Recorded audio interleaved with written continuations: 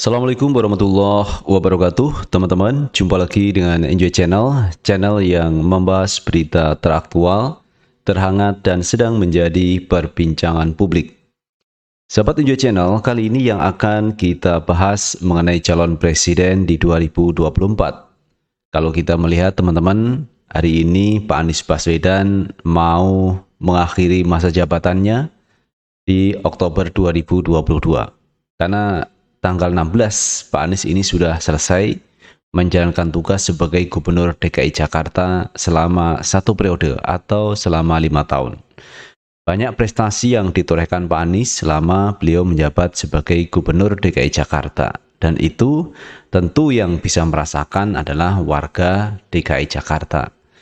Jadi kita sebagai orang yang jauh dari Jakarta cuma bisa melihat, mengamati, dan informasi-informasi terkait keberhasilan Pak Anies memimpin DKI Jakarta. Dan juga mengenai pembangunan fisik yang telah dibangun Pak Anies Baswedan, itu sekarang bisa dimanfaatkan oleh seluruh warga DKI Jakarta. Dan kali ini teman-teman, banyak publik, banyak warga masyarakat yang menginginkan Pak Anies agar maju di 2024. Karena Pak Anies dinanti peran-perannya di 2024. Karena setelah sukses membangun Jakarta, bagaimana kalau Pak Anies ini diusung menjadi calon presiden? Karena itu, di berbagai daerah ini sudah mendeklarasikan Anies Baswedan, Anies Baswedan. Bahkan kemarin teman-teman, rumah Pak Anies didatangi oleh ratusan warga yang berasal dari berbagai kota teman-teman.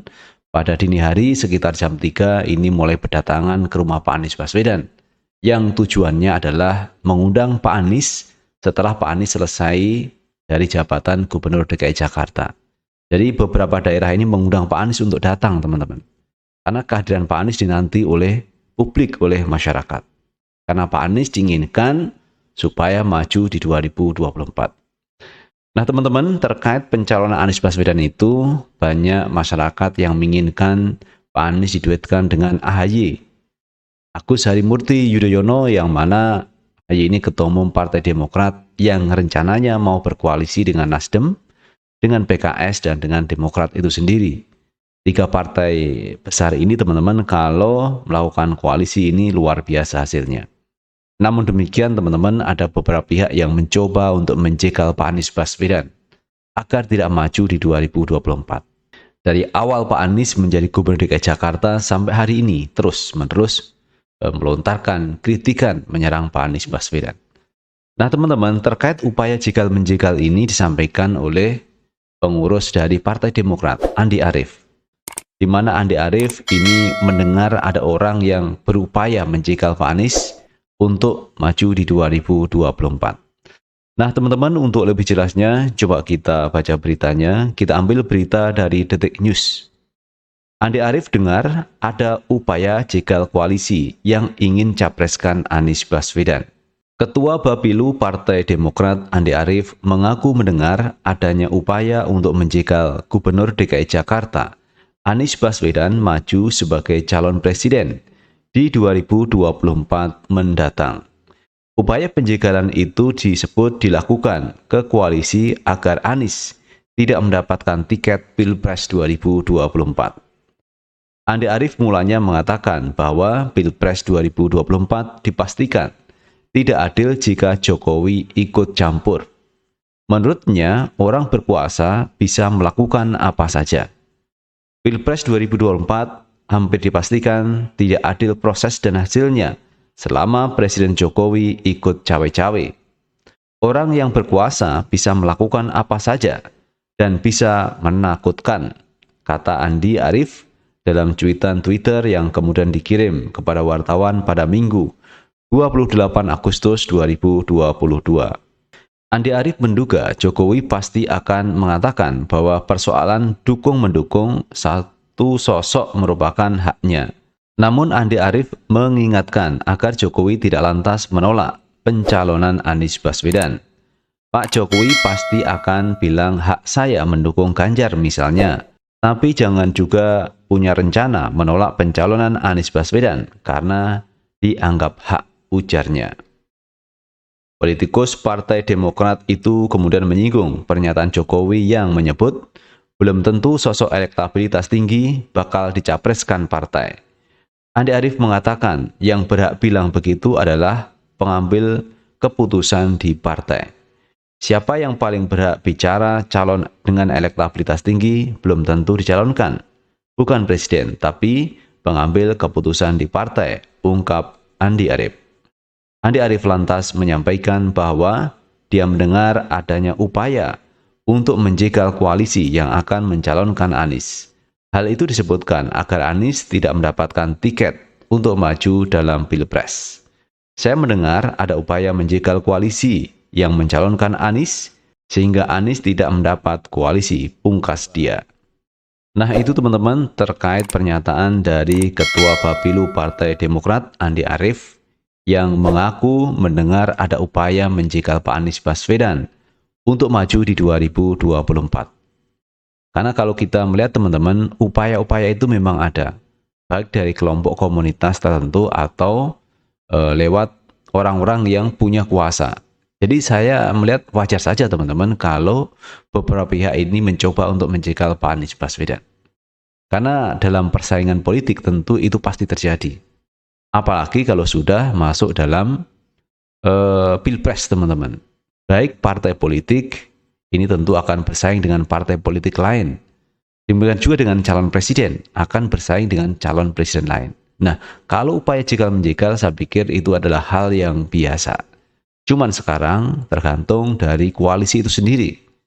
Kalau koalisi solid, maka sulit untuk ditembus oleh eksternal untuk menggagalkan rencana dari koalisi tersebut. Misalnya PKS, Demokrat, Nasdem, ini solid teman-teman, tidak mudah goyah, maka dia bisa mengambil satu keputusan yang solid juga, mengusung contohnya Pak Anies dan AHY maju di 2024. Nah, kalau ini solid, saya pikir sulit bagi eksternal untuk mengobok-obok atau menjegal Pak Anies Baswedan. Walaupun kemarin kita sudah melihat ada PDIP yang sudah masuk di Partai Nasdem dan bertemu dengan Surya Paloh. Nah, di PDIP kemarin ada Puan Maharani teman-teman yang berbincang akrab dengan Pak Surya Paloh. Apalagi ada pertemuan tertutup, ada pertemuan empat mata antara Surya Paloh dan Puan Maharani. Tentu yang dibicarakan kalau sudah empat mata ini spesifik teman-teman. Tujuannya apa misalkan begitu Puan Maharani datang ke Partai Nasdem. Tentu itu yang akan diungkap oleh dua orang ini. Dan yang tahu terkait yang dibicarakan ya tentu Surya Paloh sama Puan Maharani.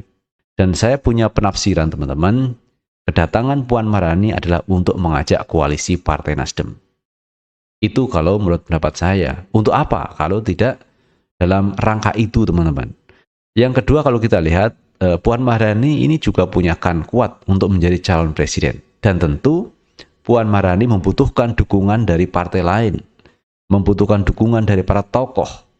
Ini adalah hal yang wajar teman-teman. Karena seorang calon presiden tentu harus membutuhkan dukungan dari masyarakat yang luas. Dan dimulai dengan dari partai-partai politik teman-teman yang sekiranya mau diajak berkoalisi. Dan salah satu yang dikunjungi adalah Partai Nasdem. Namun demikian kalau kita melihat Puan Maharani memang diutus oleh ibunya Megawati Soekarno Putri untuk berkunjung ke semua ketua umum partai politik untuk bersilaturahmi.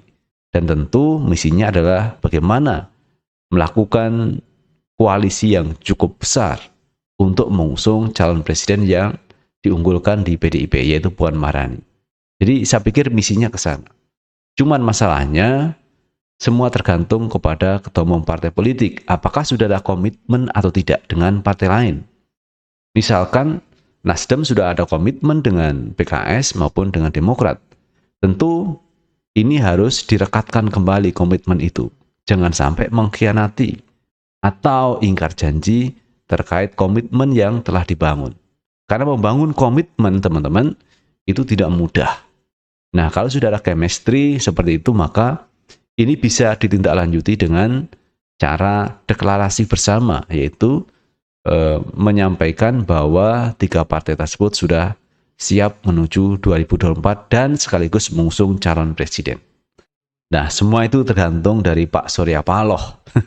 apakah kehadiran Puan Maharani berefek untuk tidak bersama lagi dengan Demokrat atau PKS? Kembali kepada Pak Surya Paloh. Tetapi teman-teman, di dalam Rakernas kemarin itu sudah ada kesepakatan dari kader Partai Nasdem untuk mengusung 3 calon presiden, dan itu akan dipilih oleh Surya Paloh setelah terbentuk koalisi. Nama-nama itu adalah Anies, Andika Perkasa, dan Ganjar Pranowo. Dan peluang yang paling besar diusung adalah Anies Baswedan karena mendapat suara terbanyak di Rakernas Partai Nasdem. Nah, itu teman-teman terkait pandangan dari Ketua Bapilu Partai Demokrat, Andi Arief, yang mengatakan ada upaya untuk menjegal Anies Baswedan maju di 2024. Dan Andi Arief tidak menyebutkan nama atau kelompok tertentu, tetapi dia mengatakan ada orang yang punya rencana untuk menjegal Pak Anies maju di 2024. Itu teman-teman yang bisa kita bahas, dan terima kasih. Sukses selalu. Assalamualaikum warahmatullahi wabarakatuh.